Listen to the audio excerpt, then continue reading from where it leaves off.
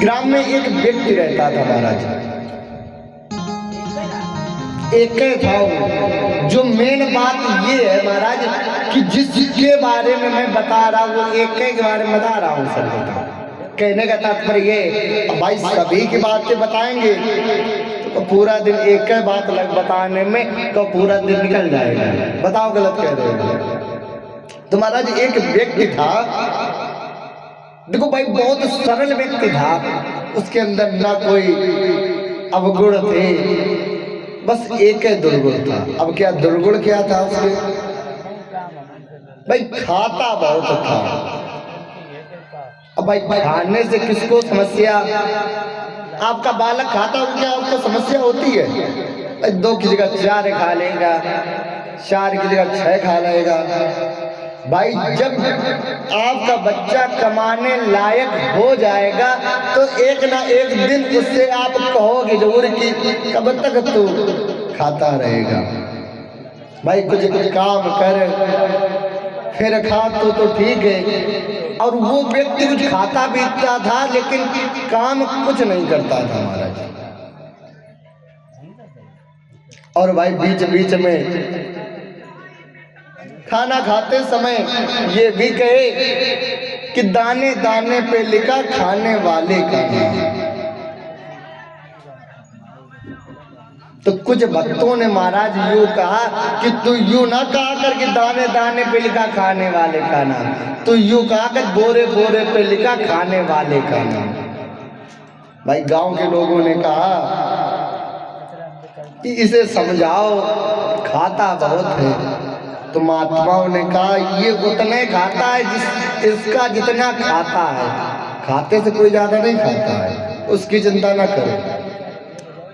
भाई बहुत दिन हो गए, काम धाम तो करता नहीं था, तो घर वालों ने उसे एक दिन निकाल दिया। अब भाई बेचारा अब भूल जाते, हम क्या करें परीक्षित जी। सीधे हाथ पे आप बैठारा कीजिए।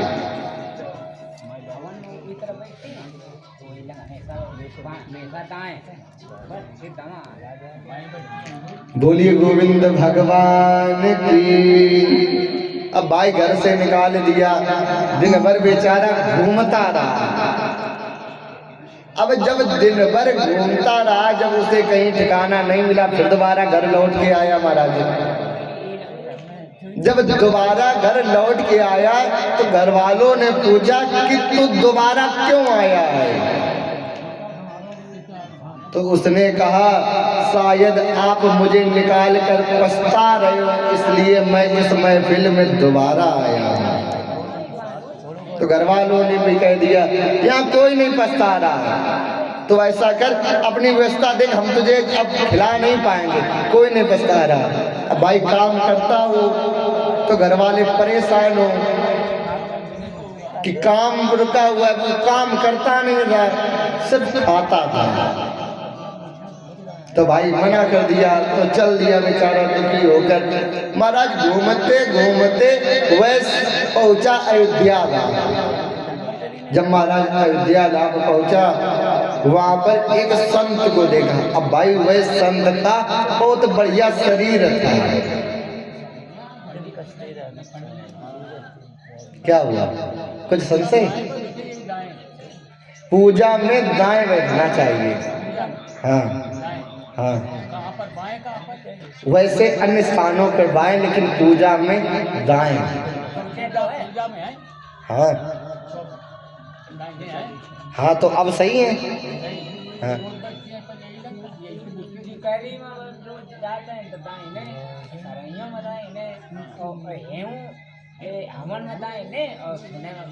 अच्छा, आप एक बात बताओ, आप शास्त्रों की बात मानोगे या दूसरों की देख कर मानोगे? लेकिन शास्त्रों में यही बताया गया है कि जब माँ पार्वती ने शंकर जब विवाह हो रहा था महाराज, जब वचन होते हैं तो उन्होंने वचन में ये कहा था कि जब मैं आप कोई पूजा पाठ करेंगे, कोई यज्ञ करेंगे, तब हमें दाहिने अंग में लेकर ही आप पूजा करेंगे। ये लिखा है पुस्तक में। जब विवाह किसी का हो तब जब पंडित जी वचन सुनाए तब आप अब की बात ध्यान से सुनना, फिर अगर कुछ हो तो हमें बताना अगर गलती हुई हो। नहीं, पूजा में दाएं तरफ जी जी।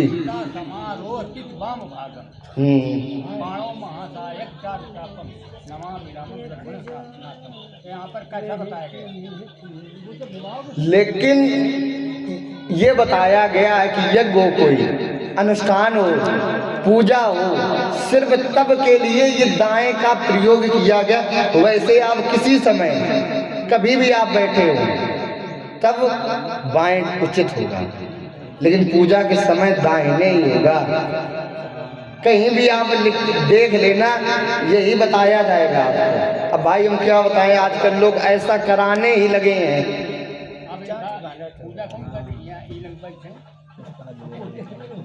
ये पूजा एक अनुष्ठान ही है महाराज। देखो भाई, दृष्टि देखने की सबकी अलग अलग है। आप किस रूप से देख रहे, किस दृष्टि से देख रहे हैं, यही होता है महाराज।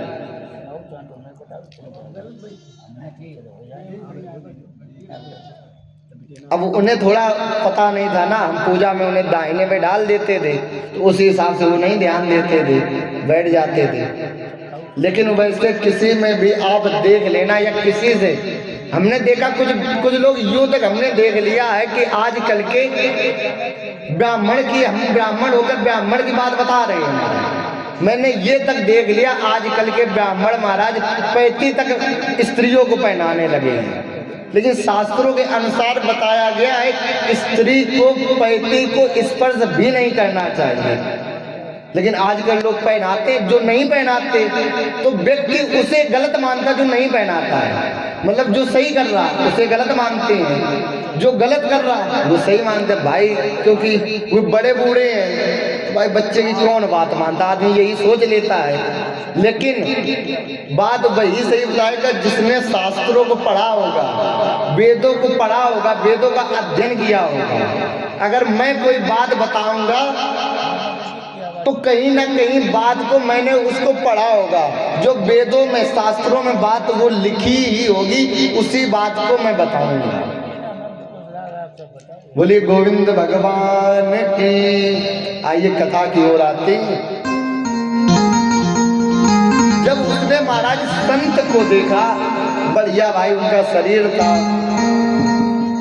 तो कहा जब ये अच्छे खासे, तो ये हमारी कुछ फीलिंग को समझेंगे, ये जब हमारे जैसे हमें समझेंगे।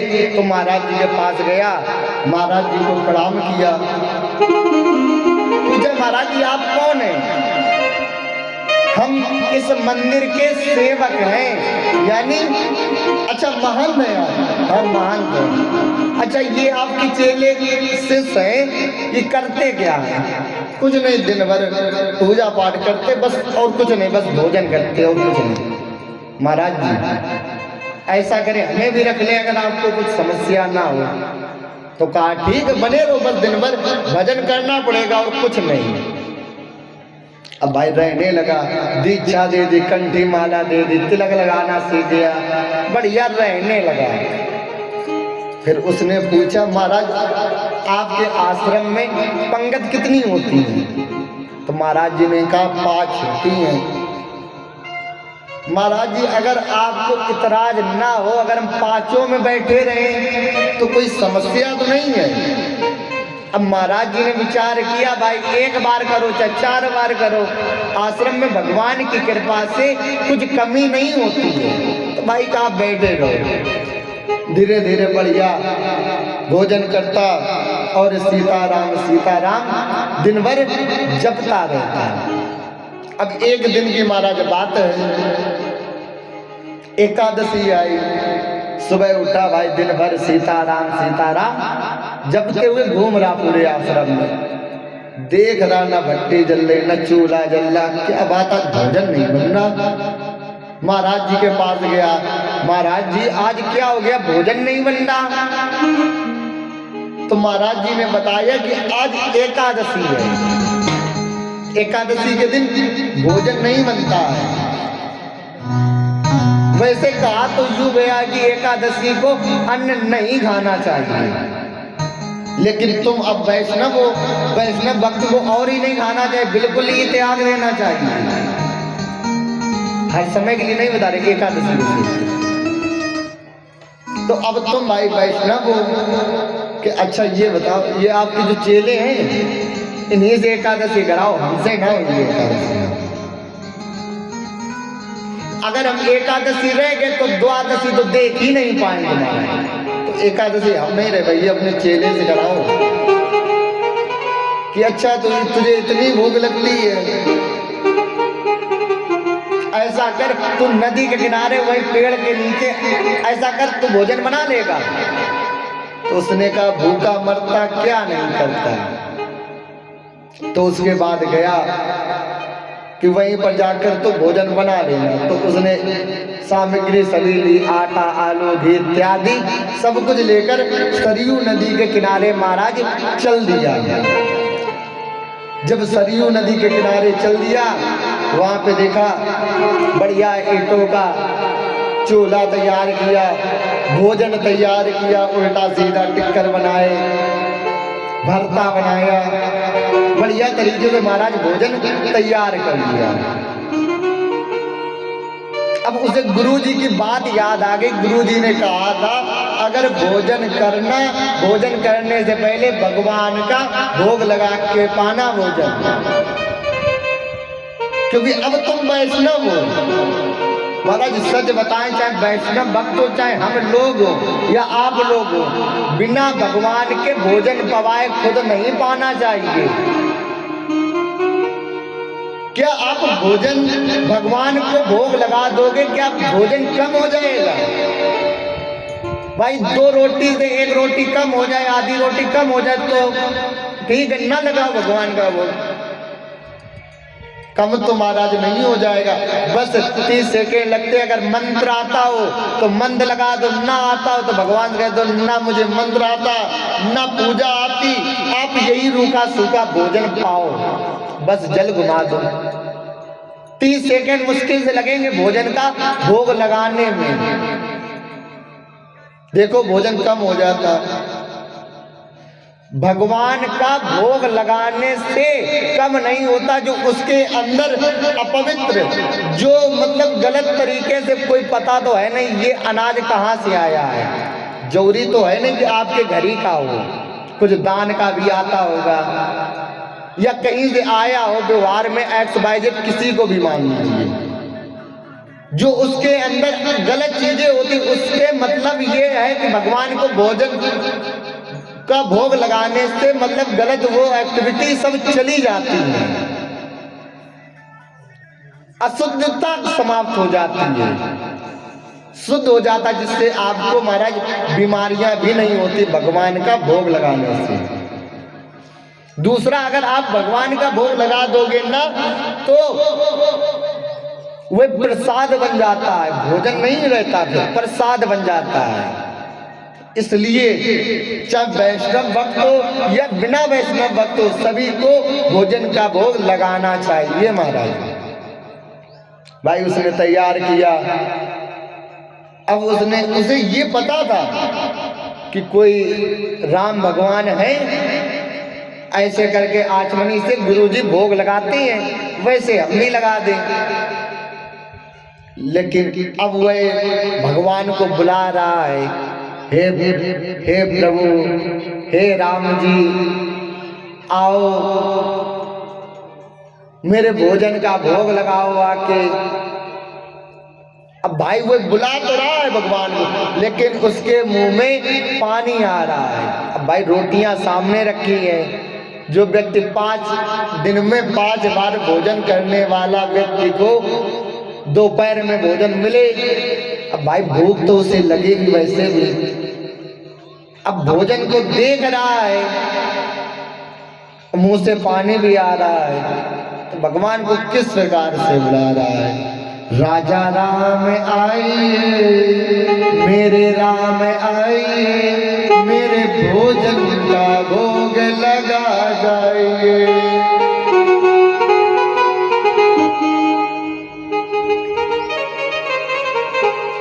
प्रकार से भगवान को बुला रहा है। जब भाई भगवान को बुला रहा,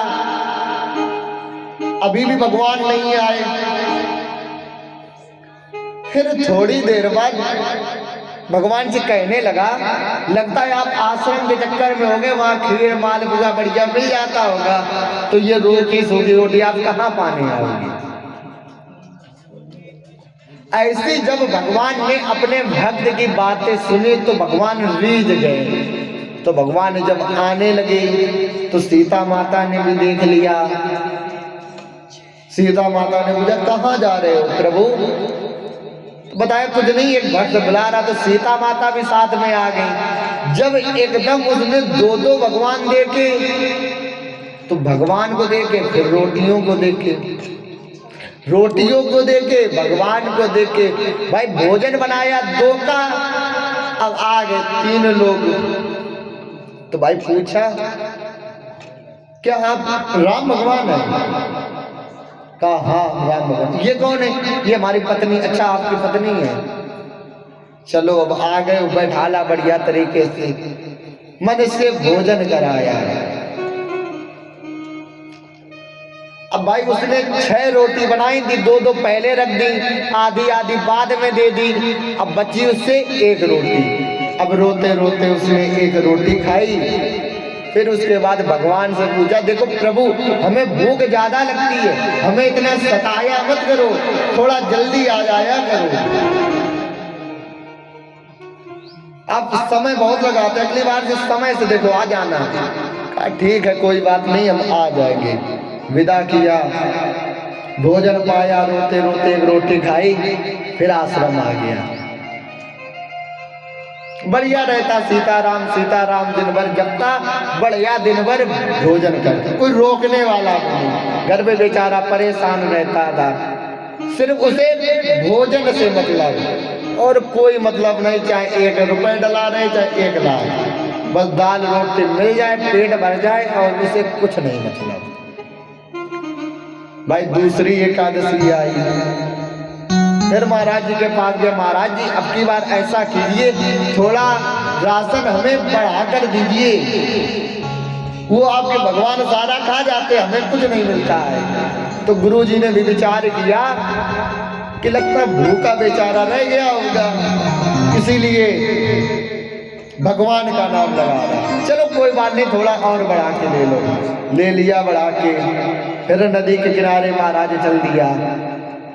बढ़िया तरीके से पिछली बार से अब की बार ज्यादा भोजन तैयार करके फिर दोबारा भगवान को बुला रहा है। किस प्रकार से बुला रहा है? सीताराम आइए मेरे राम आइए, मेरे भोजन का भोग लगा जाइए। इस प्रकार से भगवान को बुला रहा है। भाई भगवान भी बड़े अजीब है। पिछली बार 2 आए, जबकि साथ लक्ष्मण जी को और हनुमान जी को भी साथ में ले आए। अब प्रकट हो गए। जब भाई प्रकट हो गए उसके बाद देखा कि अब की बार 2 को बुलाया तो 4 आ गए। भाई परिचय वगैरह पूछा, ये कौन है? कि ये भाई, सगे भाई हैं या फिर ऐसे इधर उधर के हैं? नहीं सगे हैं। हनुमान जी का परिचय बताया, बैठाला भाई हम। फिर वही हुआ, सबको प्रसाद पवा दिया। उसके बाद 1 रोटी फिर लास्ट में बची, फिर उसने रोते रोते 1 रोटी खाई। भगवान से अब की बार कहने लगा,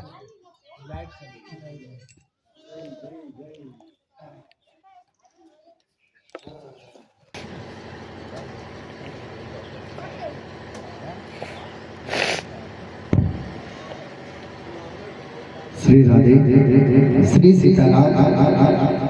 बोलिए राम जानकी मैया की। महाराज फिर रोते रोते खाई। अब की बार वह भगवान से पूछने लगा कि कितने लोग आ पाओगे। भगवान ने भी कह दिया आ जाएंगे, तुम चिंता ना करो, समय से हम आ जाएंगे, तुम जाओ, कोई बात नहीं। अब वह कहता क्यों नहीं था भगवान से ज्यादा कुछ, कि उसे इतने प्यारे भगवान लगते, जो भगवान का स्वरूप था ना महाराज, वह देखकर मोहित हो जाता था। तो भगवान से ज्यादा कुछ कह नहीं पाता था, जो भगवान कह देते थे भाई, अब उसकी आदत थी।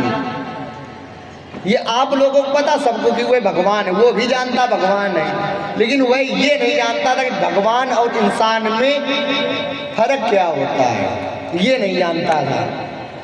तो वो भी जैसे इंसानों की बात मानता था, वैसे भगवान की भी भाई बात मान लेता था। गया घर पे, आश्रम पे, मतलब सीताराम सीताराम जब दे, फिर महाराज इस समय व्यतीत हुआ। अब की बार फिर एकादशी आई। अब की बार गया महाराज जी से, महाराज जी आपके भगवान का मैंने भोजन का ठेका लिखा रखा है या पूरे खानदान का भोजन का ठेका लिखा रखा है?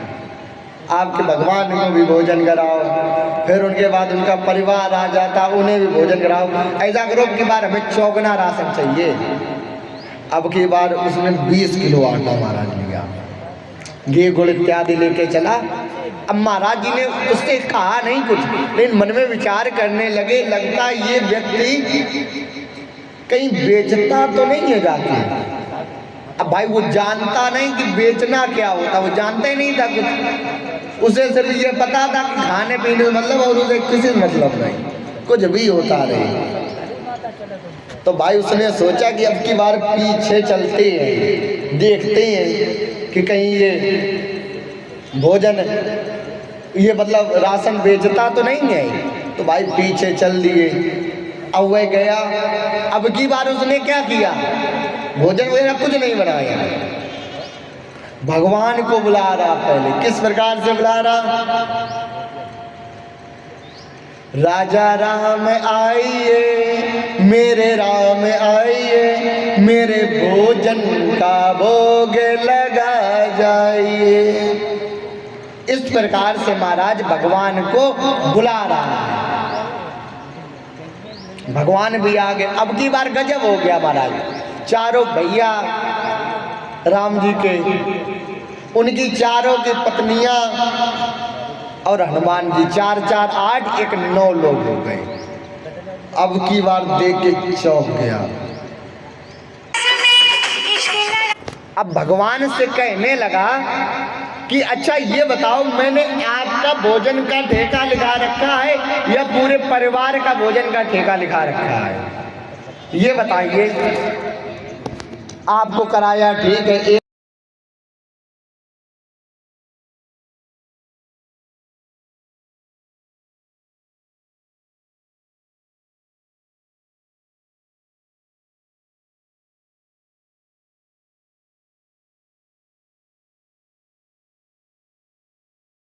बताया, इन लोगों ने सुना तो ये रह ही नहीं पाए। तो कहने लगे कि हम भी चलेंगे आपके साथ। तो भाई इन्हें लाना पड़ा, क्या करें। तो भगवान ने कहा अच्छा ऐसा करो, तुम अब भोजन लगाओ, भूख बहुत तेज लगी है। कि कौन सा भोजन, ये रखा राशन, ये रखा राशन, ऐसा करो खुद बनाओ खुद खाओ, बचे तो मैं दे देना, नहीं तो सीताराम, मैं कुछ नहीं चाहिए। आप लोगों ने तो बिल्कुल परेशान करके रखा है, बनाओ। अब भाई ऐसा वो भक्त कि भगवान खुद अपने भक्त के लिए भोजन बना रहे, ऐसे भक्त बनना चाहिए सभी को कि स्वयं भगवान आए भोजन बनाने के लिए, आपको भोजन कराएं, क्योंकि भगत के बस में भगवान है। ये भजन तो आप लोगों ने खूब सुना होगा, सत्य है ये महाराज।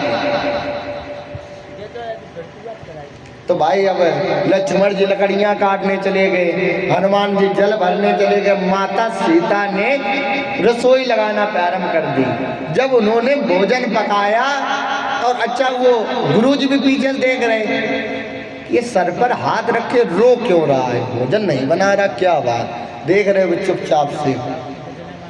जब माता जानकी ने जब रसोई लगाई, जब भोजन पकाने लगी, जो उसकी सुगंध थी ना महाराज, वह स्वर्ग लोक तक जाने लगी। अब देवता भी आने लगे कि माता जानकी के हाथों का भोजन हमें भी कुछ मिल जाए। अच्छा, वह व्यक्ति था, जब देवता आने लगे, जो वह भोला व्यक्ति था, उसका नाम भोला रख दिया। भोला वाला था, सरल व्यक्ति था, तो भोला नाम रख दिया। जब वह भोला व्यक्ति को अच्छा दिखता सब था कि कौन आ रहा कौन नहीं, लेकिन गुरुजी को क्या दिख रहा कि भोला व्यक्ति सिर्फ सर पर हाथ रखे रो रहा है और कुछ नहीं दिख। लेकिन उस व्यक्ति को सब कुछ दिख रहा है। आज बताओ, इतने देवता आ गए, पहले उम्मीद थी भी भोजन मिलने की, अब नहीं कुछ लगता मिलने वाला है। अब क्या होगा, आज कुछ नहीं मिलेगा। अब भाई उसे दिखता क्यों था? भाई उसके अंदर देखो कपट नहीं था, सरल व्यक्ति था एक। जब तक आपके अंदर महाराज कपट होगा, भगवान शायद आपके बगल में ही बैठे रहे, लेकिन आप भगवान को नहीं पहचान पाओगे। शास्त्रों के अनुसार बताया गया, पांडाल में श्री हनुमान जी महाराज पहरा देते हैं, रक्षा करते आप लोग। भाई अब दिखते नहीं, क्योंकि उस प्रकार का महाराज भाव ही नहीं रह गया है। अब गुरुजी आए, क्यों बोला व्यक्ति भोजन नहीं बना रहा, बैठा रो क्यों रहा? कि ये भगवान बैठे तो है, आप बना तो रहे भोजन। कहाँ भगवान? कौन से भगवान? तो पागल हो गया क्या? अब वह सोच में पड़ गया। अब उसे पता नहीं था कि मुझे दिख रहे, अब किसी को दिखते नहीं। अब वह परेशान भगवान के पास गया, कहने लगा, हे प्रभु, अब हमें दिख रहे, हमारे गुरु जी को क्यों नहीं दिख रहे? तो भगवान ने बड़ा सुंदर सा जवाब दिया, कहा, जो तेरे अंदर सरलता है, जो तेरे अंदर सहजता है, ये तेरे गुरु के अंदर सरलता नहीं है तो हम सामने सबके, लेकिन जब तक उनके नेत्रों में कपट भरा है, सरलता नहीं है, तब तक हम किसी को दिखने वाले नहीं है महाराज। अब वह हाथ जोड़कर कहने लगा, प्रभु आप दर्शन दीजिए। अब तो भगवान ने कहा, आज मैं तेरे प्रेम के कारण, तेरी सरलता के कारण एक शिष्य के द्वारा भगवान को मैं दर्शन दे रहा हूं। महाराज, गुरु क्यों बनाए जाते हैं? कि वह भगवान से मिला सके। या तो महाराज उल्टा हो रहा, एक शिष्य के द्वारा भगवान की प्राप्ति हो रही गुरु को। गुरु भी कह रहे, धन्य तेरे जैसा मैं शिष्य पाकर कि तेरे द्वारा मुझे भगवान की प्राप्ति करी। मैं इतनी भक्ति करता था, इतनी पूजा करता था, वाकई में महंत थे वो, बहुत भक्ति करते थे, पूजा करते थे, लेकिन जो भोला भाला व्यक्ति था, बस वो सीताराम के अलावा कुछ नहीं कहता था। क्या था? उसके अंदर सरलता थी, सहजता थी।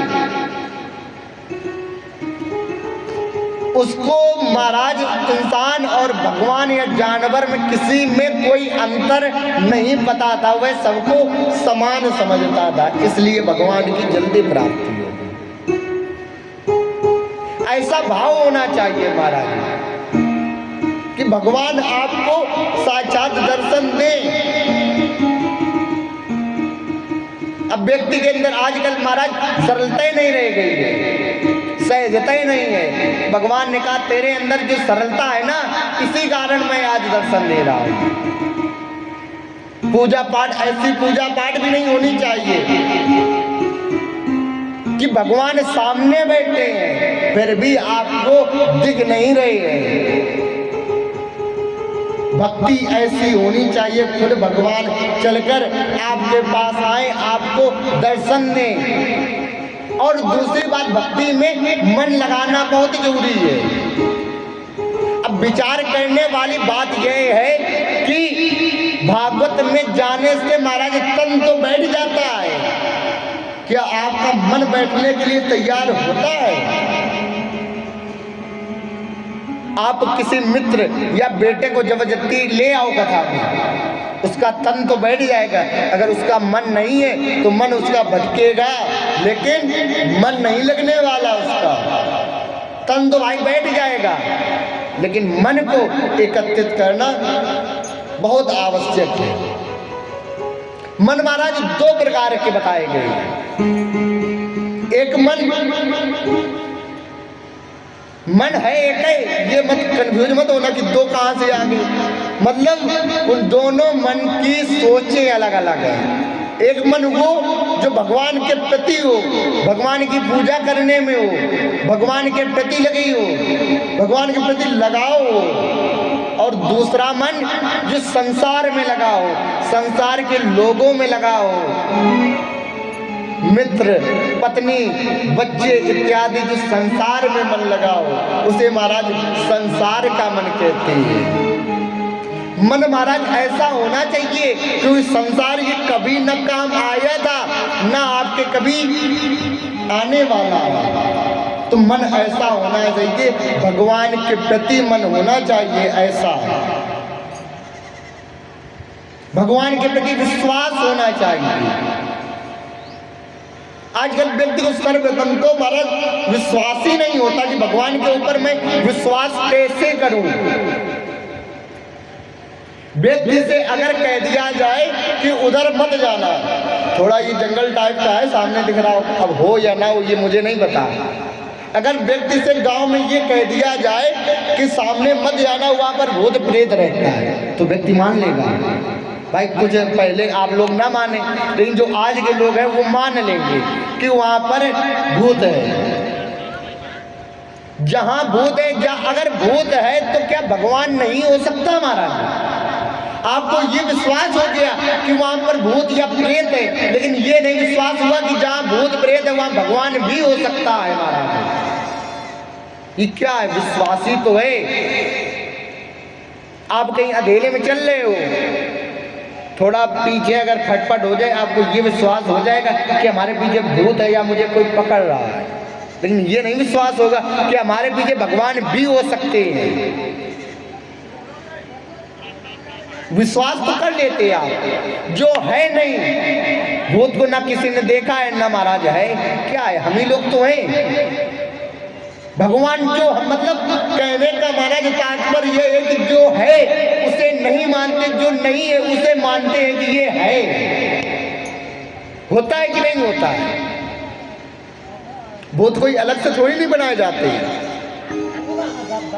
भूत वही महाराज बनते हैं जो सुसाइड कर लेते हैं, जिनकी महाराज अकाल मृत्यु होती है। अकाल मृत्यु महाराज कैसी होती है? व्यक्ति की अगर 10 साल उम्र है, अगर वह 5 या 9 या 7 साल में ही मर जाए तो उसे महाराज अकाल मृत्यु ही कहते, वही भूत प्रेत बनते हैं। भाई समय नहीं है।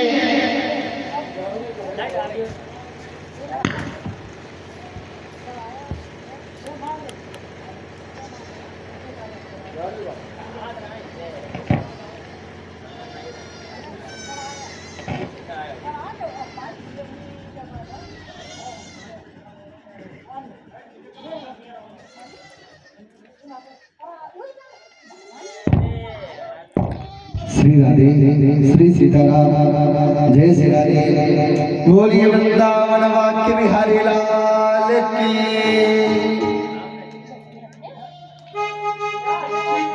तो महाराज बताया जो समय से पहले चला जाए, या सुसाइड कर ले या एक्सीडेंट हो जाए, अगर उसका समय पूरा नहीं हुआ, वही महाराज भूत प्रेत बनता, और कोई नहीं बनता है। जब कोई मरे हुए इंसान से मरे हुए इंसान पर भरोसा हो जाता है, क्या भगवान के ऊपर भरोसा नहीं हो सकता है? भगवान के प्रति कैसा विश्वास होना चाहिए महाराज? अब आप भाई दाढ़ी बनवाने जाना सलून के पास, अब वो भाई नीचे छुरा लगाए हैं, क्या आपको पता है कब वो छुरा लगा दे, कब आपका सीताराम हो जाए? पता है क्या है? आपको एक भरोसा है कि वो ऐसा मेरे साथ कभी नहीं करेगा, भरोसे तो है एक। जब एक व्यक्ति एक सलून वाले के ऊपर विश्वास हो सकता है, क्या भगवान के ऊपर भरोसा नहीं हो सकता महाराज? छोटे भैया, क्या नाम है? छोटे भैया। और हमारे श्रीमान छोटे भैया जो कि 21 रुपए से श्रीमद् भागवत भगवान पर भेंट करते हैं। भगवान बांके बिहारी से कहना है सदैव इनके जीवन में शांति बनी रखे और हमेशा इनके ऊपर कृपा बनी रहे। बोलो गोविंद भगवान की। तो महाराज कहने का तात्पर्य ये है भक्ति भाई ऐसी होनी चाहिए, चाहे भले थोड़ी करो लेकिन उससे कुछ महाराज लाभ हो। आप भाई दिन भर सीताराम जपते रहो, दिन भर भगवान की पूजा करते रहो, दिन भर सब कुछ करते रहो, लेकिन महाराज कोई उसका लाभ ही ना दिखे तो क्या फायदा है?